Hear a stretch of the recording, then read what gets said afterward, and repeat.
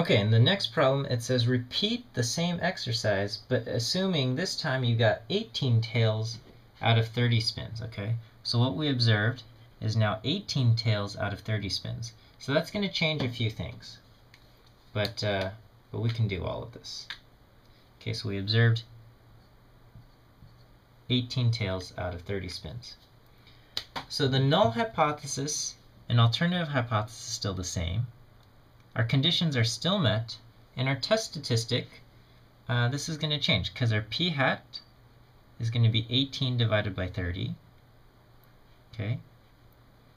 But note that the standard error, because the standard error depends on the null hypothesis, that standard error is going to be exactly the same. So my test statistic changes, and that's going to change my p-value and probably my conclusion and whatnot, or maybe it will change my conclusion, who knows, we'll see. Okay, so let me, I'll erase this stuff. So let's just see what happens, okay? 18 out of 30 spins.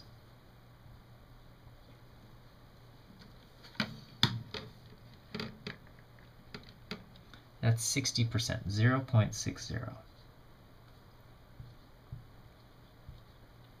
So my test statistic is going to be 0.60% minus 0.50. So 0.60 minus 0.50, and my standard error is still the same quantity. Okay, so I have,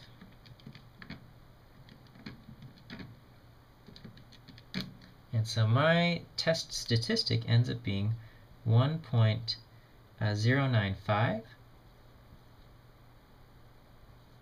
Okay, and because it's a z-score that I have to look up in the table, I'm going to round to 1.10. Okay, so my test statistic, my z-score is 1.10. And so, looking at this, I draw 1.10 here, 0 is in the middle, and I'm looking for the area over here. It's still a one-tail test because HA has a greater than sign. So I'm only going in that direction. So if I look up 1.10, the area to the left is 0.8643, which means the area on this side is 1 minus 0.8643, which gives me 0.1357. And that's my p-value. My p-value is now 0.1357. Okay, so if alpha is 5% or even 10%, but let's just assume alpha is 5%, my p-value is greater than alpha. So we do not reject the null. And I say I do not have evidence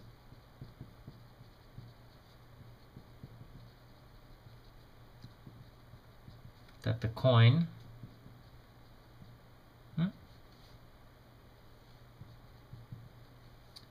lands heads or lands tails more than 50% of the time.